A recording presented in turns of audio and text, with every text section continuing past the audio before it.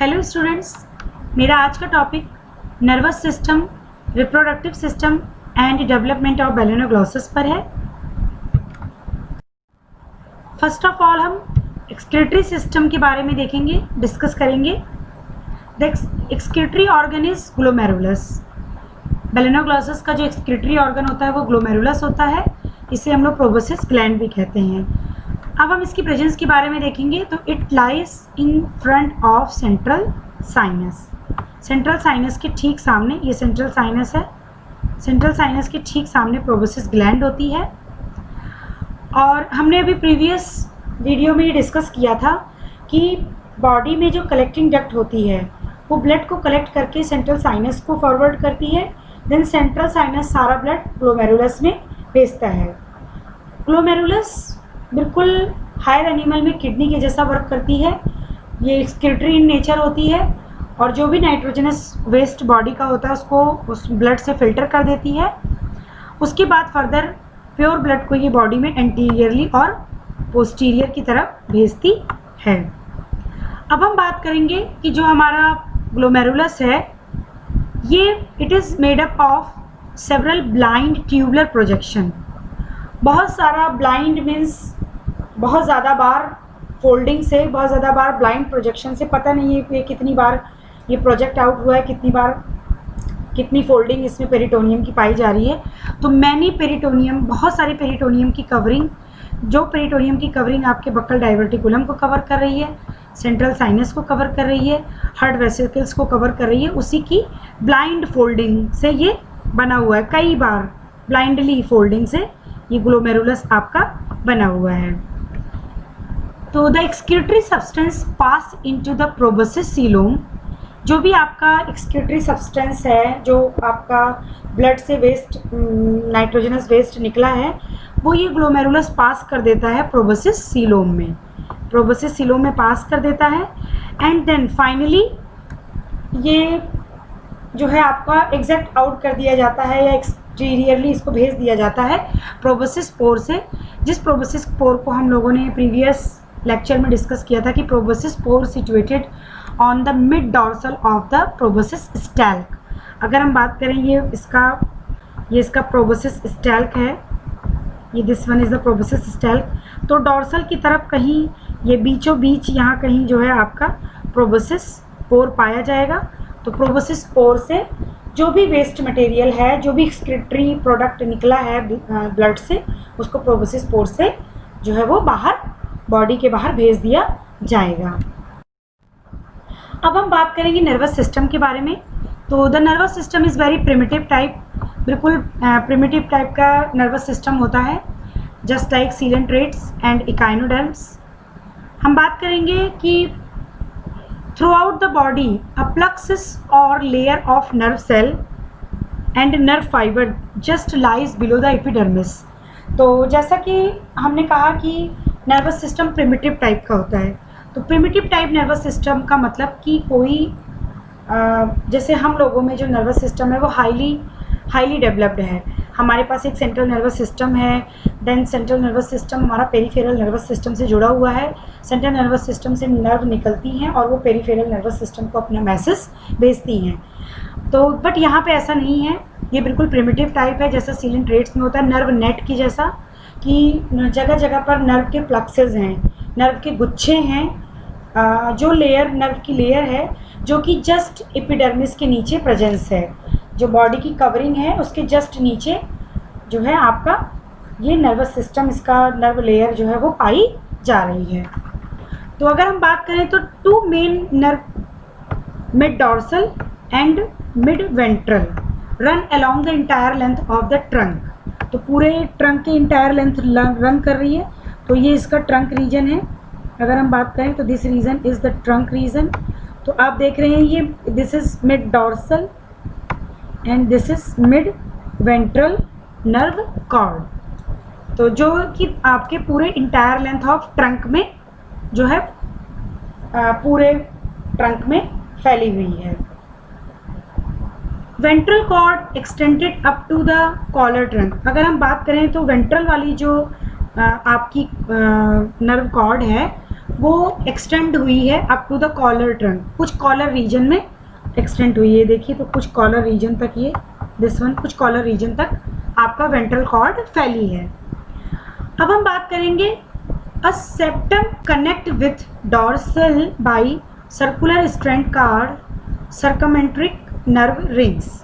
तो कुछ सर्कमेंट्रिक nerve ring से जो आपकी डॉर्सल वाली जो कॉर्ड है वो वेंट्रल कॉर्ड से कनेक्टेड है। ठीक है, तो ये फिगर में बिल्कुल आपको क्लियर दिख रहा है। ये इस तरीके से अगर हम बात करें तो ये डॉर्सल, ये वेंट्रल की, और वेंट्रल वाली जो नर्व है वो कुछ आपके कॉलर रीजन में भी फैली है। उसके बाद यहीं से ही ये आपके डॉर्सल वाले नर्व कॉर्ड से अटैच है, यानी वेंट्रल जो नर्व कॉर्ड है, this is the ventral nerve cord, this is dorsal nerve cord, जो कि यहाँ पे ये दिख रहा है, this is ventral, this is dorsal nerve cord, dorsal nerve cord and ventral nerve cord. तो ये कनेक्टेड है कुछ सर्कमेंट्रिक रिंग से, नर्व रिंग से, जिसको हम लोग सर्कमेंट्रिक नर्व रिंग कहते हैं। अब हम बात करेंगे कि dorsal nerve cord run up to the proboscis formed anterior nerve ring. तो जो आपकी डॉर्सल वाली नर्व कॉर्ड है, आप ये देख रहे हैं, ये पूरे आपके प्रोबोसिस रीजन तक आई है। वेंट्रल वाली नर्व कॉर्ड तो केवल कॉलर रीजन तक आई है, कॉलर के बाद इसका कहाँ मतलब ये नहीं फैली है। बट जो आपकी डॉर्सल वाली नर्व कॉर्ड है वो आपके पूरे प्रोबोसिस रीजन तक ये आई है और एंटीरियर नर्व रिंग का फॉर्मेशन कर रही है, एंटीरियर नर्व रिंग का फॉर्मेशन कर रही है। तो collar region dorsal cord leaves the epidermis. अब हम बात करेंगे, हमने इसका डॉर्सल नर्व कॉर्ड की पोजीशन देख ली, ये डॉर्सली नर्व कॉर्ड प्रेजेंट है, then ventrally nerve cord present थी, वेंट्रल वाली नर्व कॉर्ड कॉलर हिस्से में कुछ दूर तक फैली हुई थी, और ventral nerve cord dorsal nerve cord से एक सर्कमेंट्रिक रिंग बना करके जुड़ रही थी यहाँ पे। नाउ अब हम बात करेंगे कॉलर नर्व कॉर्ड के बारे में।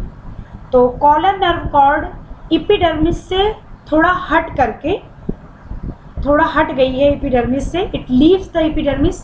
तो आप लोग देख रहे हैं यहाँ पे दिस डॉटेड ये this line is the epidermis, ये एपिडर्मिस की कवरिंग है बाहर वाली। तो एपिडर्मिस से ये हट के इतनी दूर चली गई है ये दिस नर्व कॉर्ड। तो it leaves the epidermis and transfer the collar coelom, और ट्रांसफ़र हो गई है थोड़ा कॉलर सीलोम के अंदर। It is supposed to be the nervous centre of animal. ये कह रहे हैं कि जो कॉलर कॉर्ड है वो एपिडर्मिस को छोड़ करके थोड़ा बॉडी से साइड हो गई है और कॉलर सीलोम में आ गई है। कॉलर सीलोम में आने के बाद हम इसको एक नर्व सेंटर, जैसे हम लोगों का ब्रेन जो है, हमारा ब्रेन हमारी बॉडी का सेंट्रल नर्वस सिस्टम है, उसी तरीके से ये यहाँ पे नर्वस सेंटर का काम करती है एनिमल में। बट यहाँ से कोई नर्व नहीं निकली है। तो फिगर में आप देख रहे हैं यहाँ पे कोई भी नर्व नहीं निकली है, कहीं पे कोई नर्व यहाँ से निकली हुई नज़र नहीं आ रही है। बिल्कुल ये बिल्कुल सीधी गई है, कोई भी नर्व आपस यहाँ से नहीं निकल रही है। तो कॉलर कॉर्ड है सम जाइंट नर्व, कुछ इसके पास जाइंट मतलब बड़ी, भयानक, विशाल जिसको बोलते हैं, giant nerve which help in the transportation of impulse. तो यहाँ पे कुछ जाइंट नर्व पाई जाती हैं जो इम्पल्स को बॉडी में ट्रांसपोर्ट करने का काम करती हैं। The collar cavity called neurocoel, collar की जो कैविटी होती है इसकी, कॉलर कॉर्ड के अंदर जो खाली स्पेस होगा, क्योंकि ये नर्व कॉर्ड ही है तो इसके अंदर ज़रूर कोई ना कोई पतला चाहे खाली स्पेस हो, इसके अंदर जो कॉलर स्पेस होता है उसको हम लोग न्यूरोसील कहते हैं। अब हम बात करेंगे रिप्रोडक्टिव सिस्टम के बारे में। तो एसेक्सुअल रिप्रोडक्शन बेलेनोग्लोसस में नहीं प्रेजेंट होता है, little bit regeneration is present. अब हम बात करेंगे सेक्सुअल रिप्रोडक्शन के बारे में। तो सेक्सुअल रिप्रोडक्शन सेक्सेस सेपरेट होते हैं, मेल और फीमेल अलग अलग बरों में रहते हैं, but can not be identified. अब हम लोग इसको आइडेंटिफाई नहीं कर सकते हैं अगर हम इसको एक्सटर्नली एनिमल को देखें। और अगर इनमें गोनैड में डिफ्रेंसिएशन होता भी है तो जब गोनैड पूरी तरह से मैच्योर हो जाते हैं, राइप मीन्स पकना होता है, वैसे जब मतलब गोनैड पूरी तरह से मैच्योर हो जाएंगे तब हम इसमें थोड़ा बहुत लिटिल बिट कलर डिफरेंस से इसको हम पहचान सकते हैं। अब हम बात करेंगे testis and ovary are same in the male and female. तो टेस्टिस और ओवरी लगभग एक जैसे ही दिखते हैं मेल और फीमेल में। The sac like bodies, these are the sac like bodies, ये सेक लाइक बॉडी होते हैं। Occurring in several longitudinal row of the genital wing. तो सबसे पहले दिन जब हम लोगों ने इस एनिमल के मॉर्फोलॉजी के बारे में डिस्कस किया था तो हम लोगों ने बताया था ये इसका प्रोबोसिस है।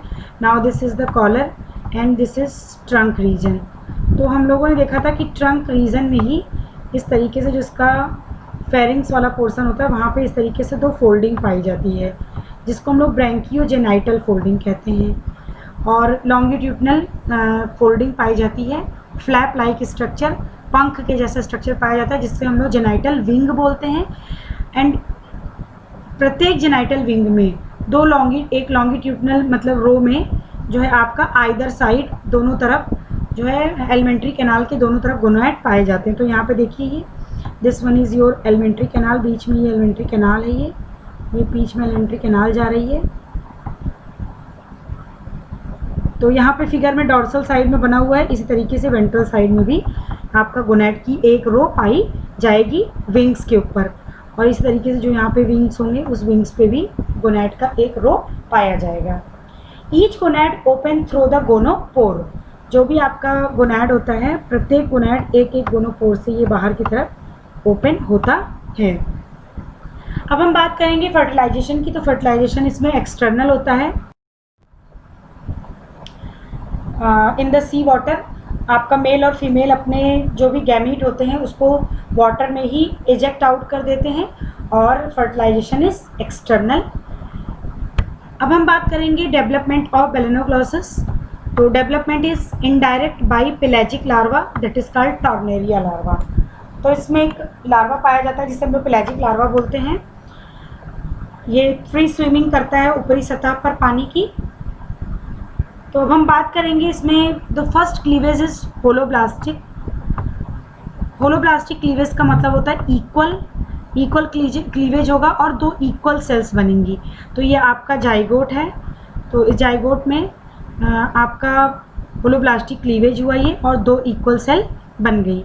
तो almost equal and radial type. तो हम लोगों ने जब ये सारे जितने मैंने टर्म्स यूज़ किए हैं, पेलाजिक है, रेडियल आपका क्लीवेज है, तो इसको हम प्रीवियसली कई सारे शुरुआती वीडियोस में पढ़ चुके हैं।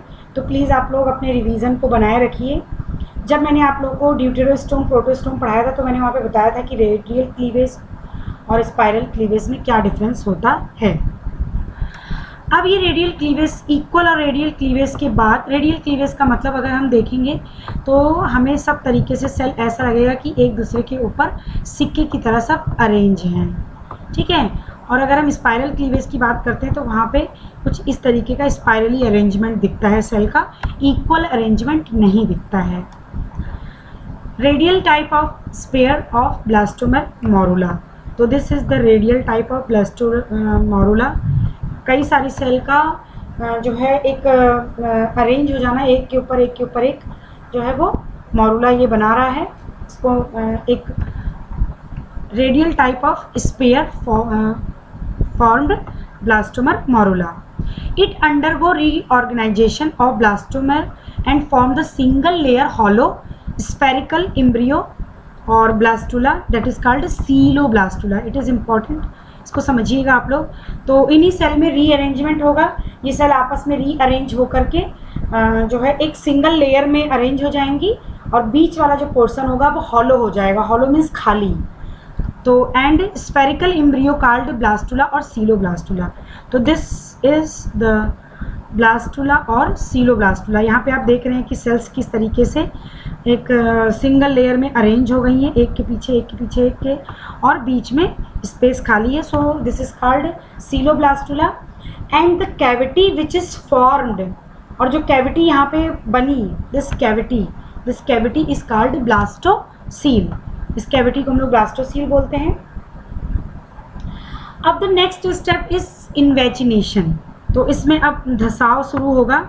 इनवेजिनेशन का मतलब होता है कि सपोज़ आपकी कोई ये राउंडेड में सारी सेल अभी अरेंज हैं, तो इस तरीके से फिर जो अंदर की सेल होंगी वही दब करके फिर फर्दर आपका एम्ब्रियो को डेवलप करेंगी, फर्दर अंदर फोल्ड होकर के जो भी लेयर हैं इसकी वो लेयर का फॉर्मेशन करेंगी। लेयर का फॉर्मेशन होने के बाद सीलोम का फॉर्मेशन होगा, गट का फॉर्मेशन होगा, इसी तरीके से। तो invagination start in blastula which form the archenteron. तो देखिए मैंने अभी आपको बताया इन्वेजिनेशन स्टार्ट होगा ब्लास्टुला में, जिसकी वजह से आर्किनटेरॉन का फॉर्मेशन होगा। तो archenteron is the primitive gut open outside through the blastopore.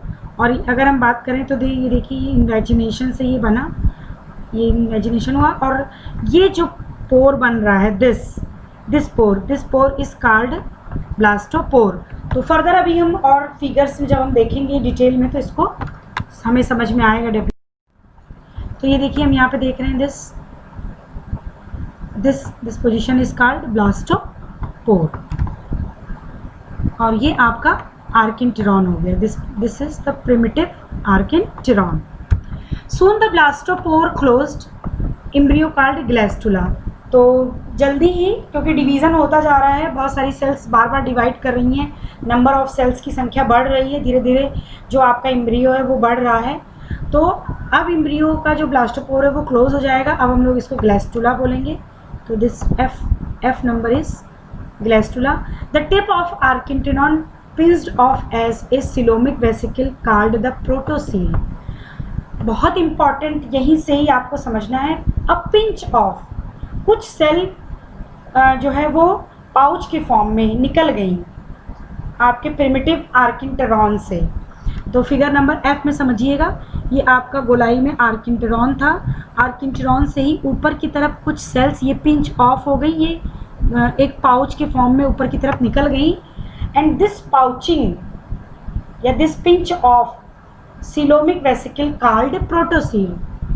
तो हम लोग इसको प्रोटोसील बोलेंगे अभी, जो बाद में फ्यूचर में जाकर के प्रोबोसिस बनाएगी एनिमल का। And this is called enterocoelous origin, क्योंकि हम लोग इसको इसीलिए हम लोग इसको इंटरोसीलस बोलेंगे, क्योंकि कहीं ना कहीं जो भी सीलोम का या जो भी आपका स्पेस का फॉर्मेशन हुआ है वो इंटरोसीलस गट की पाउचिंग से हुआ है, और जो फर्दर बचा हुआ पार्ट है वो रिमेनिंग गट को बनाएगा। ठीक है, जो बचा हुआ पार्ट है रिमेनिंग गट को बनाएगा। तो आप यहाँ पे देख रहे हैं ये देखिए आगे चल के फिर ये इसने प्रोटोसील पूरी तरह से ये गट से अलग हो गया है अब, और गट से अलग होने के बाद इसने प्रोटोसील बना लिया है, जो फ्यूचर में जाकर के आपका प्रोबोसिस बनाएगा। And this is the future archenteron या फ्यूचर आपका एलिमेंट्री कैनाल है। Now hydropore. तो फ्यूचर प्रोबोसिस पोर, तो डॉर्सल साइड ऑफ एम्ब्रियो में ये प्रेजेंट रहेगा hydropore. Hydropore is present in the dorsal side of embryo.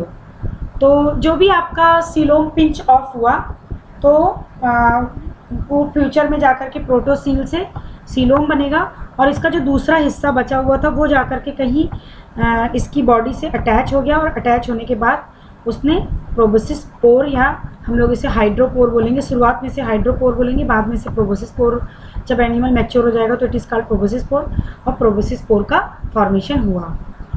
तो the collar and trunk coelom arise as solid invagination. अब जब हम लोगों ने देखा था तो वहाँ पे जो प्रोटोसील का जो फॉर्मेशन हुआ है उससे पहले जो एम्ब्रियो था वो हॉलो, जो कैविटी थी हॉलो थी, और बट अब जो आपका यानी कि जो प्रोबोसिस का निर्माण हुआ है वो हॉलो कैविटी की ही प्रोजेक्शन से हुआ है। बट जो ट्रंक सीलोम बन रही है वो सॉलिड इन्वेजिनेशन से बन रही है, form independent, no connection with the proboscis से इसका कोई कनेक्शन नहीं है। द अर्ली गट, ये यहीं से ये देखिए ये गट की, यहाँ से ये गट था, यहाँ से ये पाउचिंग हो गई एंड दिस पाउचिंग, तो इसी में से अभी कॉलर बन जाएगा और देन फिर फर्दर आपका ट्रंक रीजन बन जाएगा। तो the early gut open outside through the mouth and the gut has oesophagus, stomach and intestine region. अब हम अर्ली गट की बात करेंगे तो देखिए ये आपका ये कहीं ना कहीं गट की फिर फोल्डिंग हुई और ये गट जाकर के यहाँ अटैच हुआ और फिर ये वेंट्रली आपका माउथ ओपन हुआ। So this is the mouth, ये माउथ हुआ। और अब हम बात करें तो यहाँ पे जो ये था स्टमक पाया जा रहा है और ये लिटिल बिट स्मॉल अभी मतलब प्रिमिटिव इंटेस्टाइन पाई जा रही है। The intestine open outside through the anus, तो ये एनस है, इंटेस्टाइन पीछे की तरफ एनस में खुल रही है। At the side of blastopore, कहीं ना कहीं जो ब्लास्टोपोर पहले क्लोज्ड हुआ था उसी ब्लास्टोपोर के साइड में जो है एनस का फॉर्मेशन हुआ है। इसीलिए हम लोग इस एनिमल को ड्यूटेरोस्टोम में रखते हैं क्योंकि ब्लास्टोपोर से एनस का फॉर्मेशन होता है। नाउ इम्ब्रियो यूनिफॉर्मली सिलिएटेड, अब आपका जो ये इम्ब्रियो है ये यूनिफॉर्मली सिलिएटेड हो जाएगा and form the free swimming tornaria larva. तो ये फर्दर डेवलपमेंट हुआ, फर्दर डेवलपमेंट होकर के ये देख रहे हैं आप, ये now this is your mouth, ये एम्ब्रियो अभी इधर ऐसे पलट गया है, हम लोगों ने इसको ऐसे पलट करके रख दिया है। तो दिस इज़ ये आपके सीलिया अटैच हो रहे हैं, ठीक है। Now J is the tornaria larva, it is convert into the tornaria free swimming larva. Free swimming इससे बोलते हैं ये अपनी सीलिया की मदद से फ्री स्विम करता है। जो सीलिया पोस्टीरियर साइड में प्रेजेंट है और कुछ सीलिया एंटीरियर साइड में प्रेजेंट हैं। आप देख रहे हैं ये इसके, ये this is the ciliary brand, I spot है इसमें ये, एंड ये दिस इज़ स्टमक। और जो पोस्टीरियर सीलिया इसको हम लोग टीलोटॉर्च बोलते हैं, ये पोस्टीरियर में जो सीलिया प्रेजेंट होंगे इसे हम लोग टीलोटॉर्च बोलेंगे। तो इसका लार्वा का जो डिस्कवरी की है वो मुलर ने की है। It form 2 band on their body, 2 bands इसकी बॉडी में पाए जाते हैं, एंटीरियर सीलियरी बैंड और जो है circumoral band. This cilia are the short and collect mainly collect the food. तो जो एंटीरियर की तरफ सीलिया, यहाँ पे जो भी सीलिया इसमें पाए जाएंगे पूरा एंटीरियर की तरफ ये शॉर्ट होंगे और फूड को कलेक्ट करने का काम करेंगे। यहाँ सब सीलिएटेड बैंड है, ये these are the ciliated band. इस पूरी लाइनिंग पे, इस पूरी कवरिंग पे सीलिया पाई जाएगी और इस पूरी कवरिंग पे सीलिया, दिस सब जगह सीलिया पाया जाएगा। और एंटीरियर का जो सीलिया है वो मेनली फूड को कलेक्ट करने का काम करेगा। एंड द पोस्टीरियरली सीलिएटेड और telotroch form a ring in the front of anus. तो ये इसका एनस है, एनस के ठीक सामने this is the telotroch cilia या posterior cilia. These are the long cilia and work for मतलब ये काम करेंगे लॉन्ग फॉर लोकोमोशन, ये लोकोमोशन का काम करेंगे। एंड जो भी आपका टॉर्नेरिया लार्वा है उसको जो है एक स्थान से दूसरे स्थान तक ले जाने का काम करेंगे, लोकोमोशन करेंगे मेनली इसमें। अब हम बात करेंगे मेटामॉर्फोसिस के बारे में। तो मेटामॉर्फोसिस का मतलब होता है कि अब जो लार्वा है वो लार्वल फॉर्म से कन्वर्ट होकर के अपने अंदर एडल्ट का जो कैरेक्टरिस्टिक्स है वो उसके अंदर एडल्ट की कैरेक्टरिस्टिक आएंगी और लार्वल फॉर्म से एनिमल एडल्ट फॉर्म में कन्वर्ट हो जाएगा। Now the larva is reduce in size due to the loss of water, transparency इसकी चली जाएगी, सीलियरी बैंड इसके रिमूव हो जाएंगे, सीलिया सेंसरी सीलिया रिमूव हो जाएंगे, आई स्पॉट जो है ख़त्म हो जाएगा। The body is differentiated into proboscis, collar and trunk. तो आप ये देख रहे हैं नाउ दिस, अब ये धीरे धीरे सीलिया का जो बैंड था ये सब बैंड लॉस हो रहा है, आई स्पॉट लॉस हो रहा है, बैक का जो सीलिया पोस्टीरियर सीलिया गायब हो जाएगा and then in convert into this form. तो यहाँ पे ये माउथ है, स्टमक है, इंटेस्टाइन लंबी हो जाएगी और ट्रंक रीजन इसका लंबा होगा और ये जो है आपका ये रीजन कॉलर रीजन कहलाएगा और ये रीजन आपका ट्रंक रीजन कहलाएगा और ये रीजन आपका प्रोबोसिस रीजन कहलाएगा। So the body is differentiated into proboscis, collar and trunk with changes. Trunk region elongated, अब देखिए आपका जो मैंने बताया ये दिस इज द ट्रंक, तो ट्रंक रीजन आपका इलांगेटेड हो जाएगा, ये धीरे धीरे और बढ़ता चला जाएगा। जैसे जैसे एनिमल ये बढ़ेगा पीछे की तरफ एनिमल में ये बढ़ेगा। एंड हाइड्रोपोर परसिस्ट एज प्रोबोसिस पोर, जो हाइड्रोपोर पाया जा रहा था वो प्रोबोसिस पोर में कन्वर्ट हो जाएगा, which present mid dorsal in the proboscis stalk. तो प्रोबोसिस स्टाल्क के मिड डॉर्सल में ये प्रेजेंट होगा। And the buccal diverticulum gill slits appear, अब ये एनिमल क्योंकि सीवियर ये गिल स्लिट्स की अपीयरेंस, अभी 3 गिल स्लिट्स आपको इसमें दिख रहे हैं गिल स्लिट्स की, और जो भी आपका इंटेस्टाइन था, बक्कल कैविटी थी, वो बक्कल कैविटी अब प्रोबोसिस में थोड़ा आगे की तरफ धंस गई है और बक्कल डायवर्टिकुलम का फॉर्मेशन कर रही है। And growth of alimentary canal की ग्रोथ हो जाएगी। And larva live to benthic region. अब लार्वा आपका बेंथिक मीन्स जो है नीचे बॉटम में जा कर के रहने लगेगा और फिर उसके बाद बरोइंग करेगा ऊपर आकर के सैंड जो भी आपका कोस्टल एरिया होगा और बरो में धीरे धीरे ये रहने लगेगा।